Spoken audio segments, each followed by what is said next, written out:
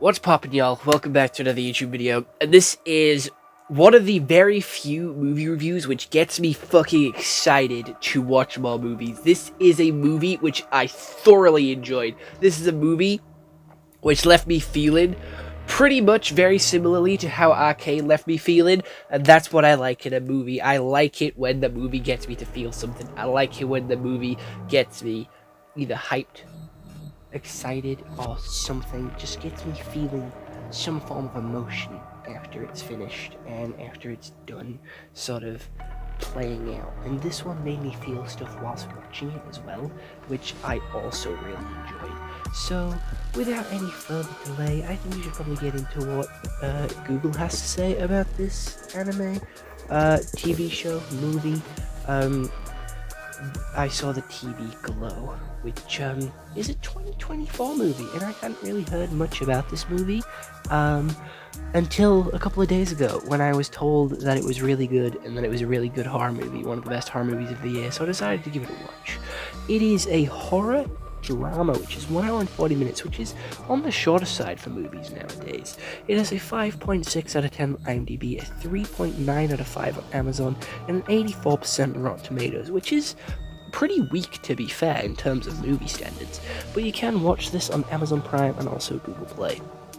A classmate introduced teenage Owen to a mysterious late-night TV show, a version of a supernatural world beneath their own. In the pale glow of the television, Owen's view of reality begins to crack. So, how the story actually goes is we're introduced to this kid, and he sort of makes a friend, because they go to this sort of school thing, and he's waiting for his photos to be done, and she's reading a book about the pink opaque, and she invites him, which is really weird in my opinion, because he's like 2 years younger than her, to go watch the pink opaque at her house at 11 o'clock at night, 10:30 at night, and to have a sleepover. So he goes after lying to his parents, saying, hey, I'm off to a sleepover at my mate's house, and then he sneaks off to her house.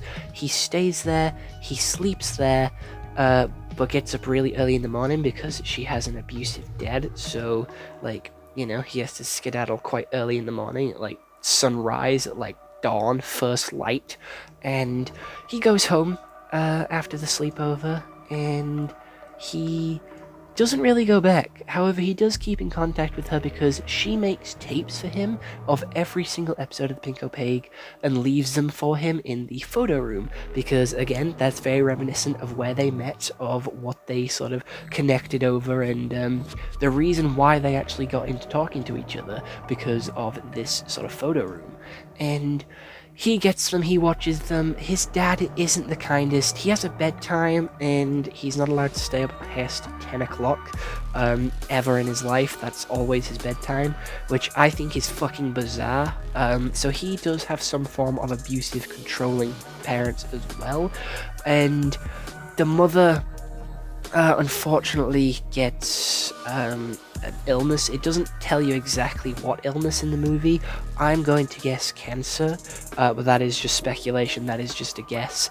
And she does end up dying, and she ends up running away after they watch the Pink Opaque one more time. She just disappears, and we don't see her again for another 8 years. 8 years passes, and he's got a job in a movie theater. She shows up at his late night shopping.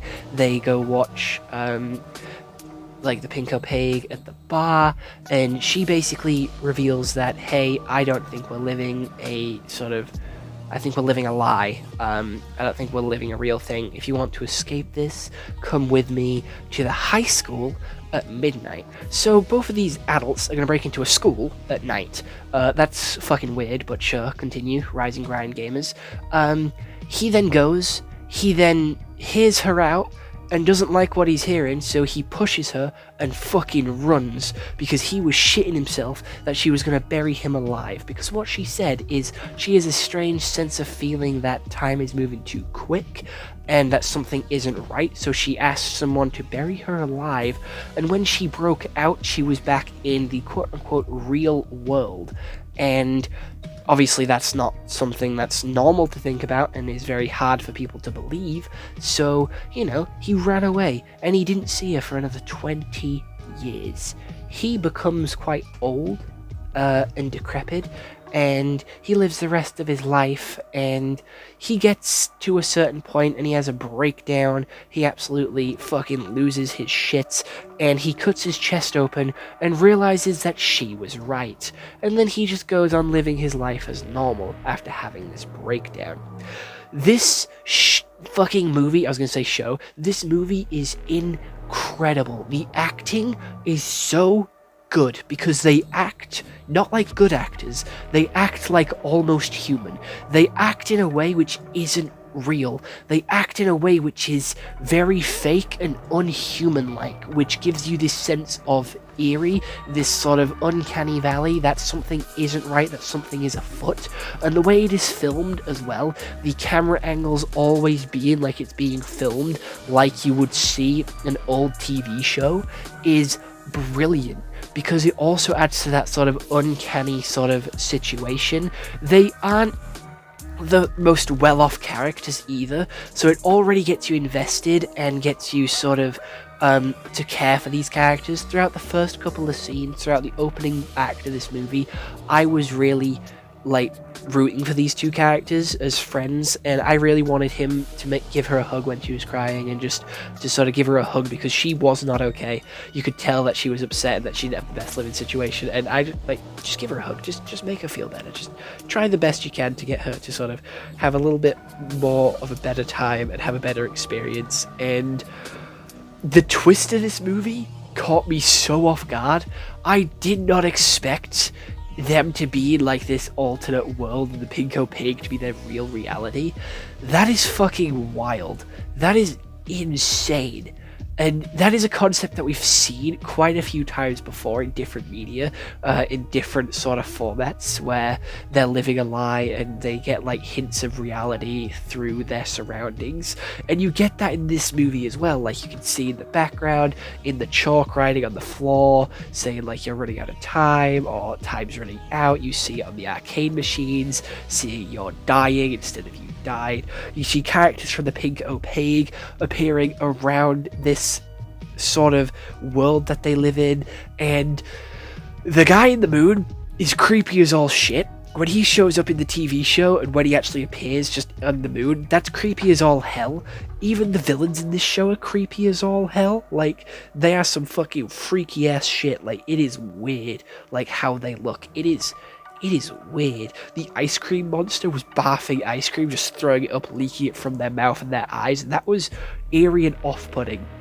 And it continued the vibe. It had a fucking vibe all the way through it, which made you uncomfortable, make you feel uneasy. And I felt uneasy and sort of concerned, that I felt scared, but not in a way that's jump scary like most horror movies try and get you, in a way that it was unnatural. This show wasn't normal. There was something else going on in the background that you couldn't quite put your finger on, that you couldn't quite work out. Something wasn't right, and you didn't know what it was until the very end of the movie. And seeing him cut himself open and reveal the TV, and then just going back to living his life, that is really deeply upsetting and really, really sad, because he didn't have the guts or the motivation or the help from his friend to make it out of this terrible situation. And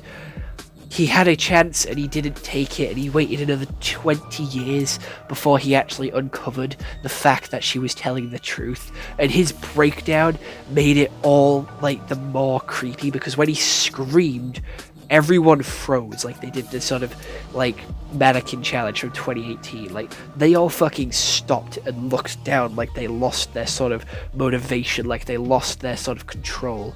And that was, again, off-putting. I was waiting for them all to sort of turn on him and sort of attack him, and they didn't. and it was just so good at building up this tension and sort of keeping you there without giving you any sort of resolution or any sort of impact. Like, it just held you on that tension, and I think that's such an incredible way to do like a horror movie and to do like a horror situation, because it keeps you like tense and stressed the entire way through the movie.